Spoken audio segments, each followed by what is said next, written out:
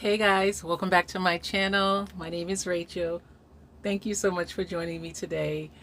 It's Sunday. Happy Sunday, everyone. I am so happy you were able to spend a precious moment in your Sunday to share it with me. I am really happy about it. I'm going to be very quick. I have my favorite plants that I was completely doting over in the month of September. I have quite a few of them and I am surrounded by all of my beauties and I'm really excited. So we're going to get right in so that I do not hold you too long. So we're going to start off with this beauty right here. This is my longiloba alocasia. Oh, gosh. Okay, I will try to get at least one of her leaves in here.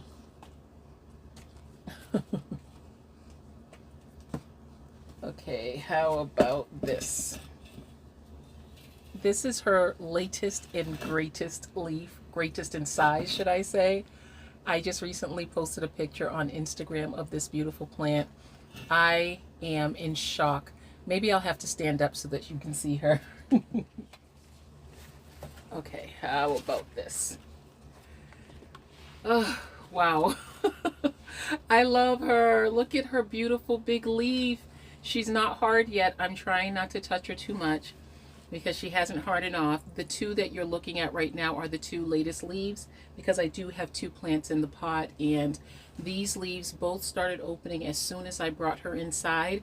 And I did mention in my last video that I watched something from Costa Farms talking about alocasia and cutting off some of the leaves that are on them that when they're outside, and that definitely worked for this leaf, for this plant. I cut off, I believe, two of her leaves, and then when she came in, it looked like one of them was getting droopy, and so I cut that one as well, and immediately she produced these two leaves out of each, one out of each of the plants in this pot, and I was not disappointed at all. It hurt to cut the leaves.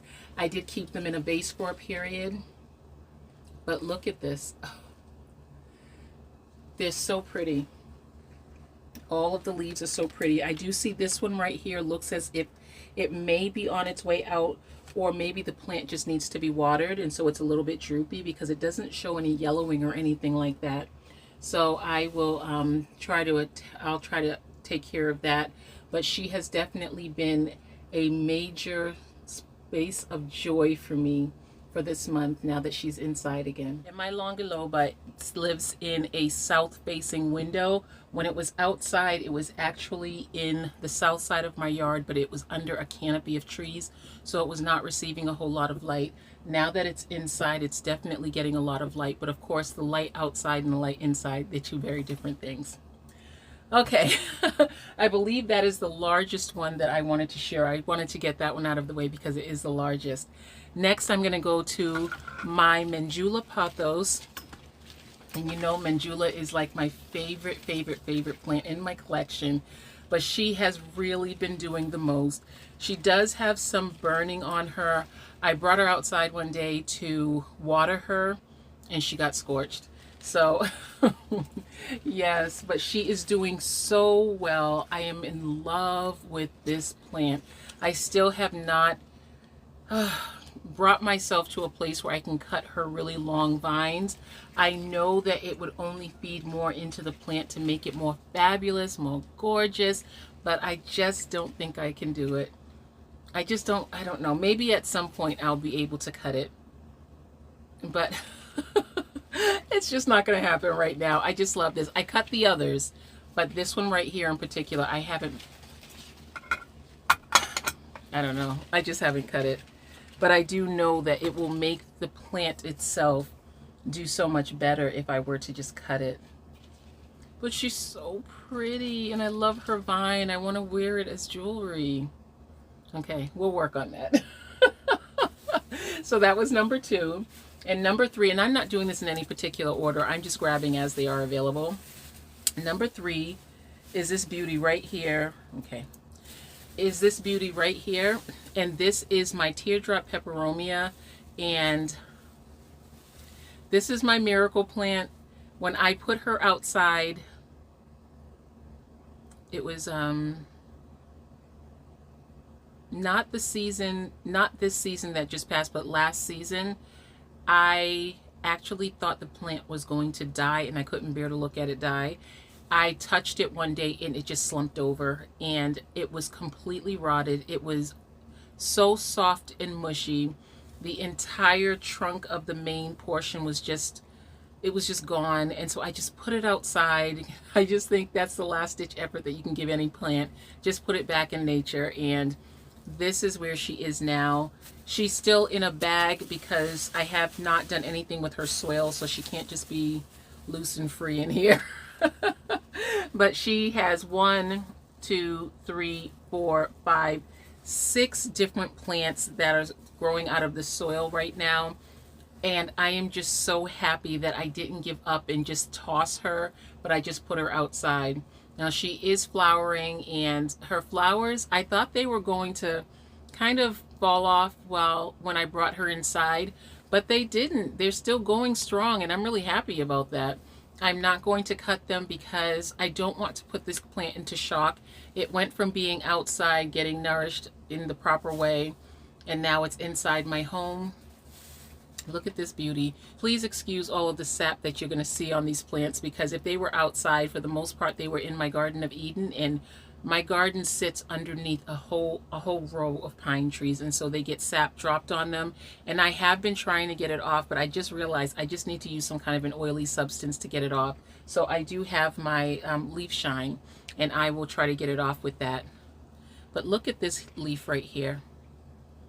She is gorgeous. Oh boy, this leaf is so beautiful. They're all beautiful, but this one right here is, she's just doing the most. The absolute most.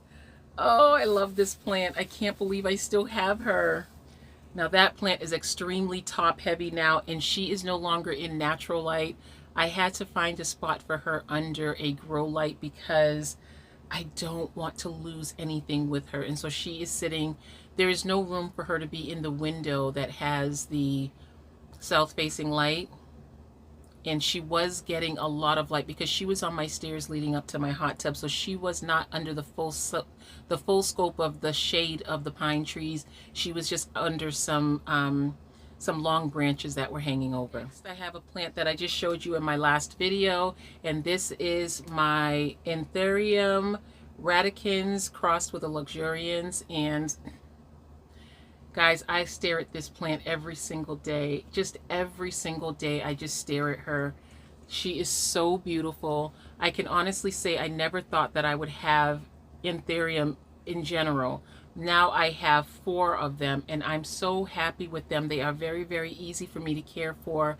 I do not have, in my opinion, I just don't have the right conditions to have Anthurium, because I noticed that a lot of people put a lot into like humidifiers and grow tents, just all kinds of things for their Anthurium. So I just always felt that I would never be able to have an Anthurium and have it survive. But so far, this one has been doing well. It was doing well before, but then after I put it into its plastic baggie, it definitely liked the humidity. And so I've just decided I'm going to keep it in the baggie, and I'm just going to take it out every day to enjoy it. And I'm okay with that.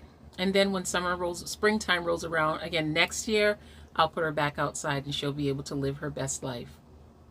I am thinking about searching for domes to put some of my plants under. I think that would work out. Yes, I do believe I will just end up looking for some type of a really big dome, whether it's a glass cake dome or anything like that. I will go to the party store maybe tomorrow, and I will see if they have any of the glass domes that I can use for my plants, because my Cupria and my Jacqueline, my little teeny tiny Jacqueline, they are both doing really well, but they definitely, I think I'm going to end up doming those as well. It'll be easy to find domes for those now because they're so small. They're just like sprouted corms. But for something like this, I think I want something that I can just enjoy it without, you know, really having to touch it every single time. So I think I will look for some domes. If you have any ideas of what I can use as a dome to put over these, I mean, it doesn't have to be a dome per se, but something that I can use as a dome, as a humidity dome, I'd really appreciate it. Something nice and big to accommodate my baby getting bigger and bigger and bigger. Okay, so that was plant number 4. Plant number 5 is my variegated Mickey Mouse, xanthosoma, or alocasia. These are commonly accepted in the alocasia family. It's what drew me to this plant. I didn't realize it was a xanthosoma, but it is a xanthosoma, but she's a part of my alocasia family. I've just put her in with them. And she is doing really well. All of the leaves that she came with are gone. They got soft. They didn't seem as if they had a problem as much as they got soft. And because this is my very first xanthosoma, I didn't pay attention to the fact that I was not watering this plant nearly enough. And so even though she is in semi-hydro, I was not keeping a reservoir of water at the bottom of this because I was just trying to feel out the plant. And so both of the stems that were on it, they didn't turn yellow, they didn't do anything. They just got all droopy and fell over. And so of course thinking, okay, they're inside now, I just decided to cut them off. But in reality, what they needed was a tall drink of water, and I cut them off. But now I know. So I'm going to just go forward from there and not be devastated over the fact that I should have 5 leaves on here right now. But I just, of course, have to show you these juicy roots that are on this plant. Look at this. The roots have definitely taken to this mixture that I have it in. The water line is right up to here, and it's doing so very well. I can't believe how many new roots she has. And this mixture right here, the perlite with the leca and the charcoal, and there's something else in here. Oh, there is another piece. Oh, it's the lava rocks. It holds so much moisture, and that's why I wasn't putting a lot of moisture in the reservoir, because the perlite holds a ton of moisture. And I'm going to show you how I am treating my different plants in these right here, but that'll be another video because that's a whole another subject. But this plant is doing so well. As you can see, she has a new baby coming in and she's doing well. So far she looks like she's opened. This one is the latest leaf, and she opened a lot better than this one did. And from what I'm understanding, when these plants have any kind of wrinkling and things like this, it's because of a lack of moisture, but it can also be a pest, which spider mites. When I got this plant, she had spider mites, and so that is what I am treating her for on a regular basis, especially since she is in this semi-hydro. I just wash her every single time I put water into the reservoir, which is often. I just wash her leaves down, and so I'm not really stressed about it. And I know that, of course, having pests on your plants, it's not the best thing, but whenever I think about it, I said this just gives me an excuse just to dote over my plants a little bit more. And so because I have so many alocasia, I really do have to make sure that they're not, getting infested with anything. And so I just have to keep them in substrates that keep them from having any kind of problem and getting overwatered. I can't wait to see how this baby looks when she comes out. She looks really big. She looks really big. But yeah, this is plant number 5. Now I'm going to show you 2 more plants, because these were the plants that were so hard for me not to have in this particular video, because I have really, really been loving them even more than usual. I think I mentioned both of them in my last video. Well, this one right here, I didn't mention this one, but I did mention its mama. This is my Regal shield that I had a little baby cutting, and well, a corm that sprouted, and this is what she's looking like right now. I think the reason why I'm like so obsessed with this plant is because I've never had a small Regal shield. When I purchased my mama plant, she was already really big, and she has just been putting out pup after pup, but I never grew them out for myself. I would just share them with people because it's a fabulous, quick growing plant that does not take a lot of, it just doesn't take a lot to grow them, especially if you're going to grow them outside or even inside. They just don't take a lot to grow, and so I always share them. And I've never had one this size. I actually have this one in this medium size,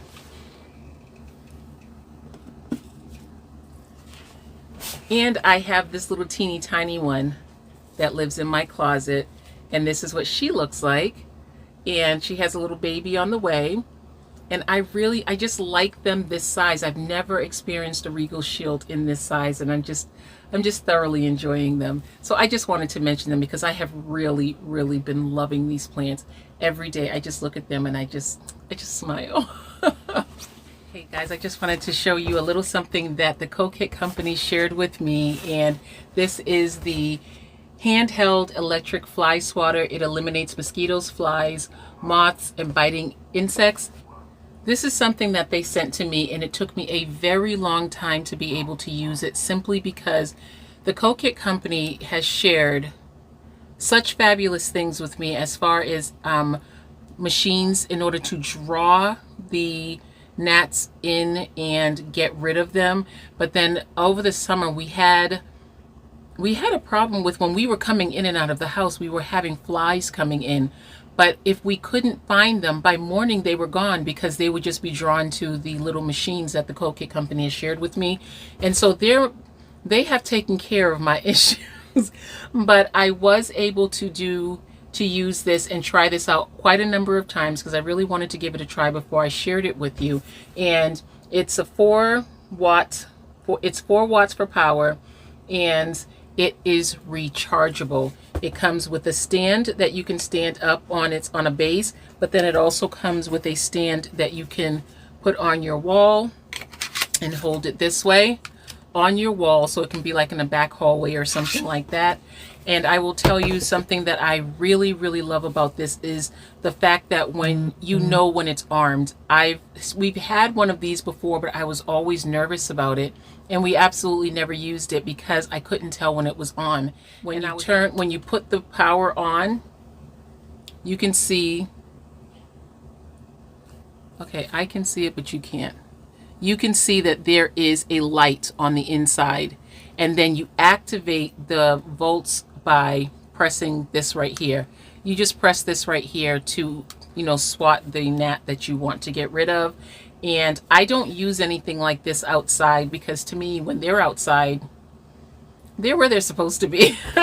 So it's just if they're inside and it's a problem, then we will swat them. But like I said, this is something that it took me a very long time to even be in a position to use, simply because COKIT has taken care of me with the devices that they've shared with me, and I keep them running. And so even if I don't get whatever it is in the daytime, like if there's a housefly in my home, they are drawn to the fan and the light of the machines that they've given me.